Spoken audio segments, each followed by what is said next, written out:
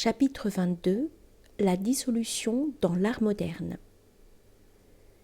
Dans l'art moderne, il faut mentionner avant tout l'ensemble des tendances intimistes, expression caractéristique d'une spiritualité féminine qui ne veut rien savoir du plan sur lequel agissent les grandes forces historiques et politiques et qui, du fait d'une sensibilité morbide, peut-être aussi sous l'effet d'un traumatisme, se retire dans le monde de la subjectivité privée de l'artiste et ne reconnaît de valeur qu'à ce qui est psychologiquement et esthétiquement intéressant. En littérature, les œuvres d'un Joyce, d'un Proust, d'un Gide ont marqué les limites de cette tendance.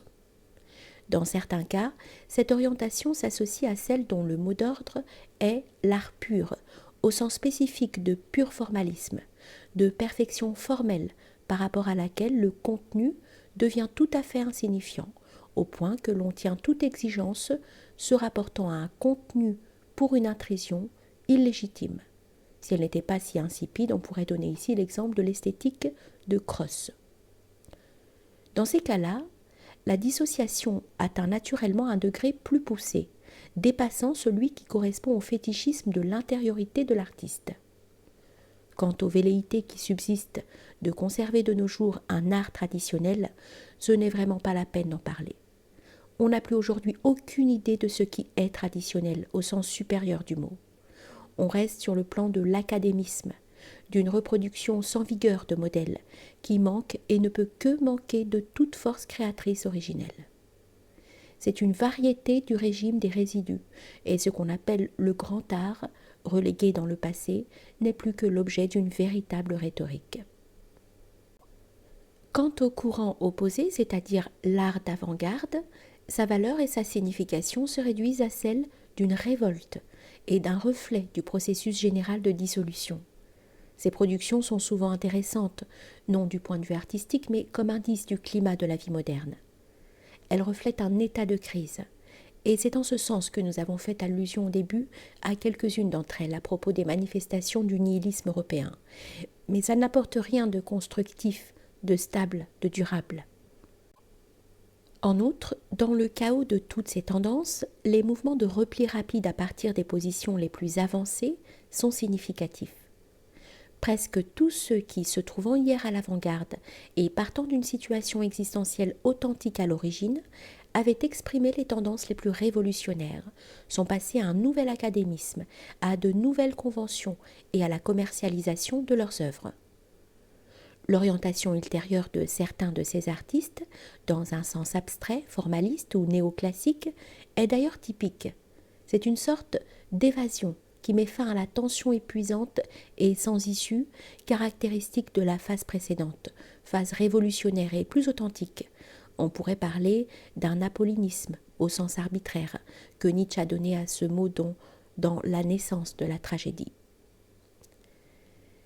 Ceci n'empêche pas que, pour l'homme différencié qui nous intéresse ici, ce qu'offre précisément de dissolvant certaines formes d'art le plus avancées, comme la musique en particulier, comme nous le verrons plus loin, avec leur atmosphère de liberté anarchique ou abstraite, peut éventuellement se présenter comme une détente, par contraste avec ce que l'on peut ressentir devant l'art d'hier, devant l'art bourgeois.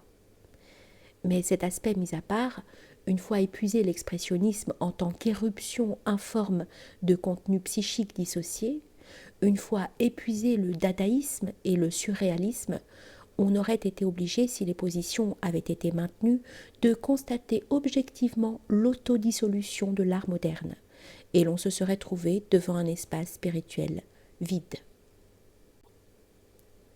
À une autre époque, c'est précisément dans cet espace qu'aurait pu s'affirmer un nouvel art objectif, avec ce grand style auquel pensait Nietzsche lorsqu'il écrivait « La grandeur d'un artiste ne dépend pas des beaux sentiments qu'il faut naître.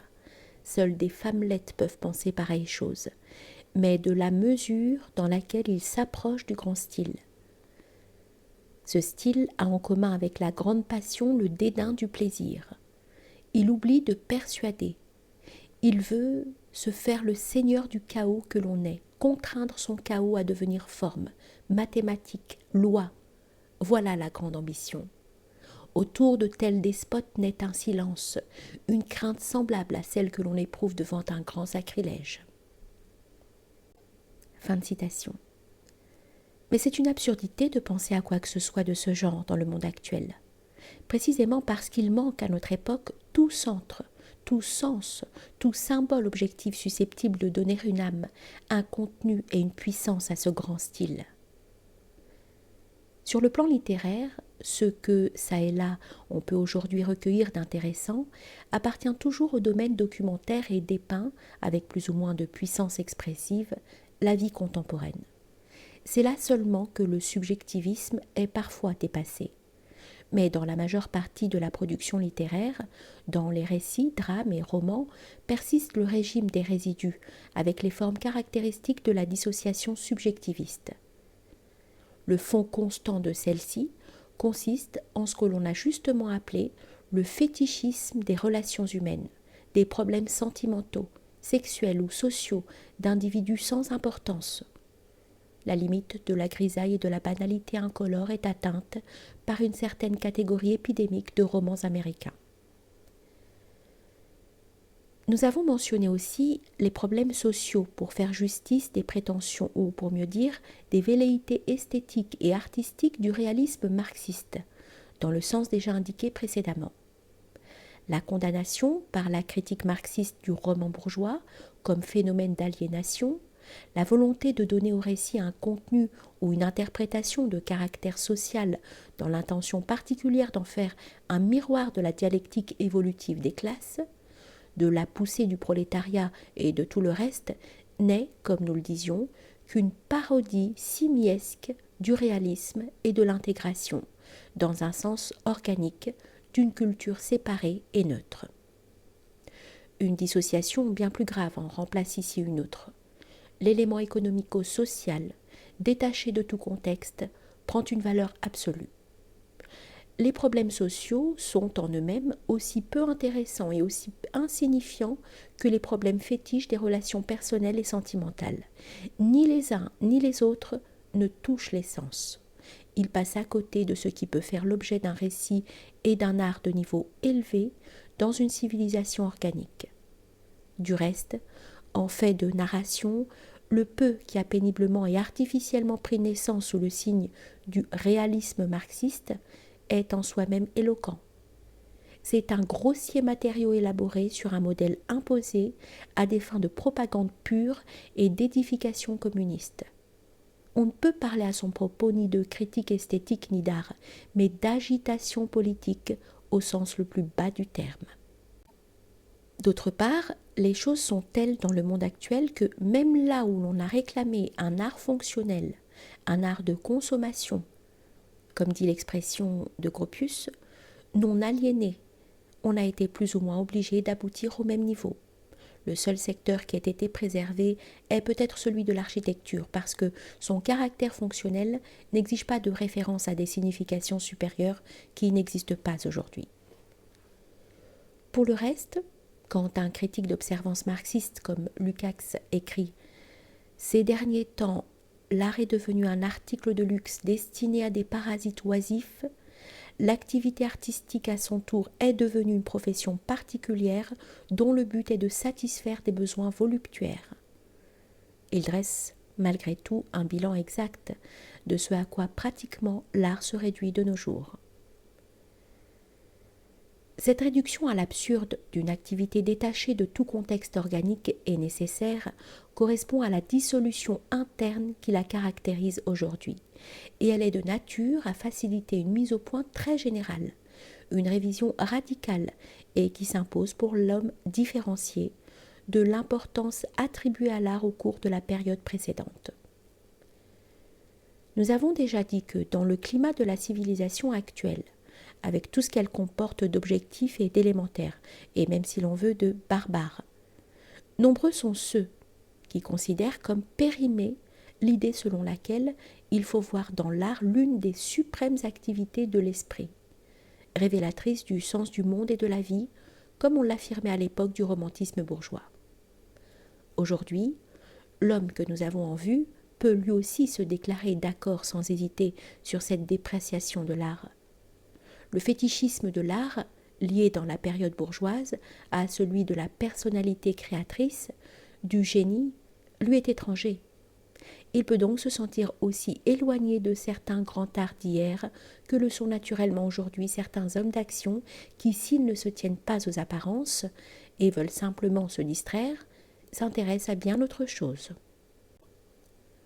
De notre point de vue, semblable attitude peut être approuvée lorsqu'elle se fonde sur le réalisme supérieur dont nous avons parlé et sur le sentiment du purement humain qui est le fond constant de cet art, à travers tout son répertoire pathétique ou tragique. C'est pourquoi, comme nous le disions, il est possible qu'en fin de compte, un homme différencié soit mal à l'aise dans l'atmosphère d'un certain art très moderne, précisément parce que celui-ci reflète une sorte d'autodissolution de l'art. Il convient d'ailleurs de noter que cette dépréciation de l'art, justifiée par les conséquences dernières de sa neutralisation et l'exigence d'un nouveau réalisme actif, a des antécédents dans le monde de la tradition. L'art, en effet, n'a jamais eu dans aucune civilisation traditionnelle organique la position centrale que l'on a cru pouvoir lui attribuer dans la période de la culture humaniste et bourgeoise. Quand il eut vraiment une haute signification avec les temps modernes, c'était en raison de contenus qui lui étaient supérieurs et antérieurs, qui n'étaient ni révélés ni créés par lui en tant qu'art. Ces contenus donnaient un sens à la vie et pouvaient demeurer, être évidents et agir, même en l'absence presque totale d'art au sens propre, voire dans un cadre qui pourrait même sembler barbare à l'esthète et à l'humaniste dépourvu de tout sens de l'élémentaire et du primordial. L'attitude essentielle que l'homme différencié, tourné vers une nouvelle liberté, peut assumer dans la période de dissolution à l'égard de l'art en général, peut donc s'inspirer d'un ordre d'idées analogue. La crise de l'art actuel ne l'intéresse et ne le préoccupe guère. De même qu'il ne voit rien dans la science moderne qui ait valeur de vraie connaissance. De même, du fait des processus de neutralisation dissociative, déjà signalés au début de ce chapitre, il ne reconnaît aucune valeur spirituelle à l'art qui a pris forme au cours des temps modernes. Il n'y voit rien qui puisse remplacer les significations susceptibles de jaillir d'un rapport direct avec la réalité dans un climat froid, clair et essentiel. Du reste, si l'on considère objectivement les processus en cours, on sent nettement que l'art n'a plus d'avenir, que sa position devient de plus en plus marginale par rapport à l'existence, et que sa valeur se réduit à celle d'un article de luxe, comme l'en accusait le critique cité un peu plus haut. Il nous faut revenir un moment au domaine particulier des ouvrages littéraires pour y préciser un point relatif aux œuvres à caractère corrosif et défaitiste. Cela nous permettra aussi de prévenir l'équivoque qui pourrait naître de ce que nous avons dit contre le néoréalisme. De même qu'il doit être parfaitement clair que notre position critique n'a rien de commun avec des jugements reposant sur des points de vue bourgeois, il doit être parfaitement clair de même que l'accusation visant le caractère divisé et neutre de l'art ne doit pas être présentée comme une moralisation, comme un conditionnement du contenu de l'art par la petite morale courante. Il ne s'agit pas, pour la production artistique que nous évoquions, de ces témoignages existentiels purs et simples auxquels pourrait s'appliquer ce que l'on a dit de Schoenberg. Tout son bonheur consistait à reconnaître le malheur, toute sa beauté à s'interdire l'apparence de la beauté. Il s'agit au contraire d'un art qui, directement ou indirectement, mine tout idéal, bafoue tout principe, réduit les valeurs esthétiques, le juste, tout ce qui est vraiment noble et digne à de simples mots. Tout ceci sans même obéir à une tendance déclarée, d'où la différence avec une littérature de gauche analogue, ou avec l'utilisation et la valorisation politique par la gauche de la production dont nous venons de parler. On sait quels sont les milieux qui élèvent une protestation indignée contre ce genre d'art très répandu. De notre point de vue, ce n'est pas la réaction juste, car on néglige le rôle de pierre, de touche que peut jouer cet art, surtout pour le type d'homme qui nous intéresse.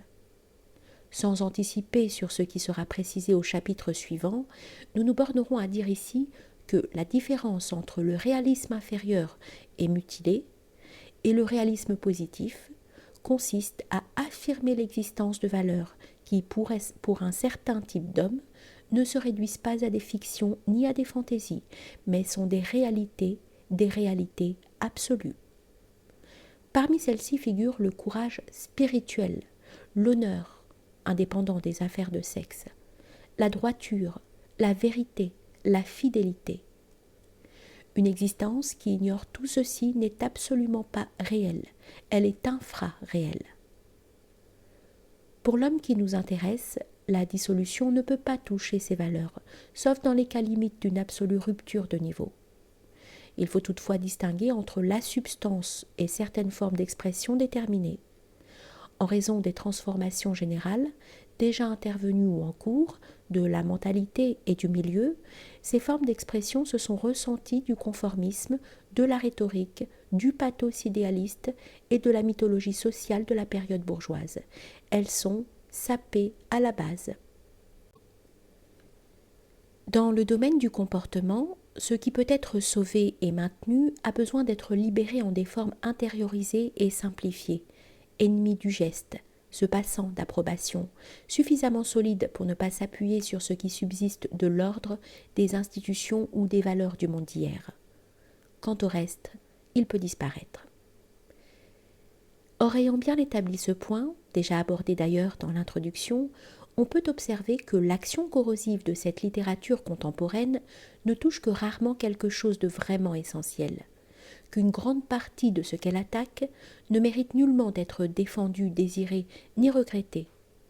Les réactions scandalisées, alarmées et moralisantes dont nous avons parlé proviennent ici d'une confusion entre l'essentiel et le contingent, d'une incapacité de concevoir des valeurs substantielles indépendamment de formes conditionnées d'expression devenues pour beaucoup inopérantes et étrangères.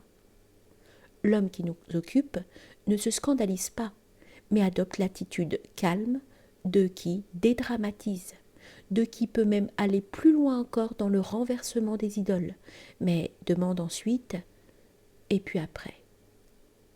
Tout au plus tracera-t-il une ligne existentielle de démarcation dans le sens que nous avons déjà indiqué à plusieurs reprises. Peu importe au fond que la dite littérature corrosive et immorale n'obéisse pas en elle-même à une finalité supérieure, comme certains le prétendent souvent, et vaille seulement comme témoignage des horizons sombres, pourris et souvent sordides de leurs auteurs. Le témoignage reste valable. Il marque des distances.